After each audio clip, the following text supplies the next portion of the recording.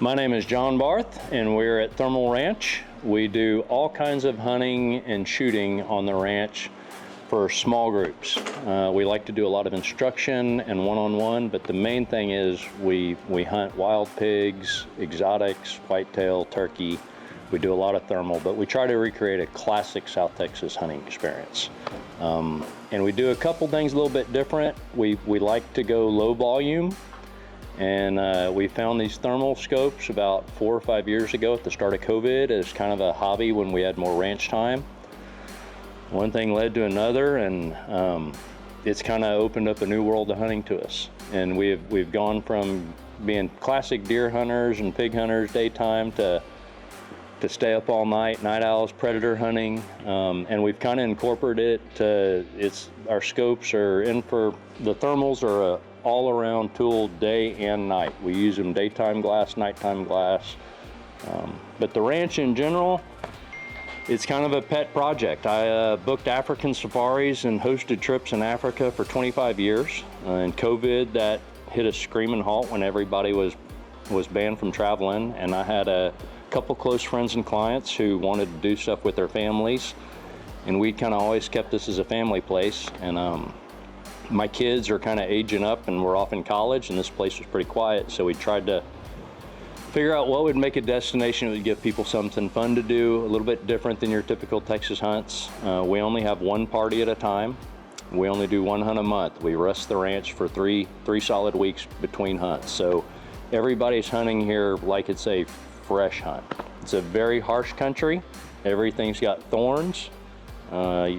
We spend a lot of time recovering animals in brush. We spend as much time tracking animals as we do sitting in blinds and hunting them, and that's a lot of people look at that as a negative. We found that clients actually, if you get a good tracking and recover an animal, guys remember that more than the hunt itself most of the time. So we've started learning things ourselves that we did kind of happened upon by mistake. That, you know, Scooter, one of my guys, Scooter, and my other guy, Derek, they're kind of the guys that taught me a lot about deer hunting, big deer, and about the ranch work. These guys are passing their knowledge down to me, and as much as I learn from them, we're trying to take it to the next generation, a lot of guys y'all's age, and then hopefully to the big goal with this place is my daughters, they've appreciated this place their whole lives. They've known it from the time they were 2 years old, coming out here and playing, and it's a special place. This is for them to experience what Texas was like. There's no cattle on the ranch. We try to do everything native species except for a little bit of exotic on the high fence side. But we go back with native grasses from the Caesar Clayburgh Institute, which is part of the Texas A&M University system.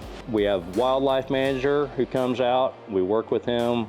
We really try to do everything to the benefit of the game and the habitat, and that is low volume hunting, low pressure. The thermals and the silencers and some of these new weapon systems and the buggies were, quiet, we are finding is a ranch becomes amazing when you can get it quiet. When you don't have a bunch of loud booms and bangs everywhere, and you can hunt in hours where the game is not worried about seeing you. It's a whole new world at night. It's a whole new world to us. It's another night for all these animals. And if someone's not into thermal yet, I would recommend contacting Rick's and starting out with like your absolute, these little 384 units you have, the S3Rs, for the money, guys. Compared to what I was in 5 years ago for 5 times the money, it's insane. Do yourself a favor, buy one, learn it, play with it. I use mine to see what the dogs are barking at in the backyard. We slap it on deer rifles, slap it on pig rifles. We'll put it on 22s and shoot the targets here in the yard.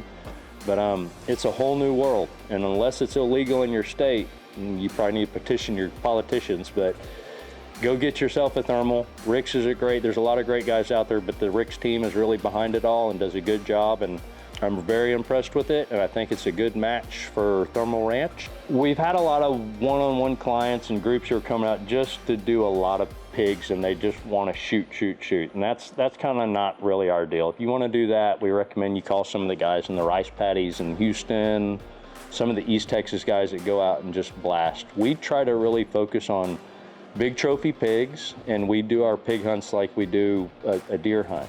We put you in the blinds. an hour before the feeder goes off in the evening. And then we put you in there with a handheld, a thermal, little cooler with some drinks, a battery charger so you can run your gear. Generally, like right now, the pigs are coming, feeders go off at 7, sun's going, it's getting dark like 7:45. Pigs are coming like 15, 20 minutes, about 7:45, 8 right now. It's because it's been so hot during the day that they're going to water first and then going, and we're in a pretty much a full moon or coming off a full moon. So they'll go hit that water and then they go to feed all over the ranch. And that's where I've got you guys set up at, during this heat, I've got you all down in my low creeks and one high spot on a big wide pipeline that's about 1.5 miles long and 120 yards wide. And it's very scenic. You can see pigs the whole way. The way that we built this system, when you guys, those feeders start going off, these pigs stay in the low. And so if they get shot once or twice here with the suppressed silence, it's quiet, it's not a violent deal like back, back, back, back, back, pigs run off. Our pigs leave that area, they go to one of the other water holes, and you can watch them on this camera leave, show up here 20, 30 minutes later. The quiet makes a big difference, and the being able to see them coming or spot them through the brush with these thermals, that's the success to the hunt. The bonus to it is watching the quail underneath the feeders at night, and the field mice running, and the raccoons showing up at the water holes, and the bobcats and the owls working the feeders at night. When I say it's a whole new world, it's if you open your eyes and put your eyes up to one of these thermals, you can do 24 hours of blind and see things you've never seen before.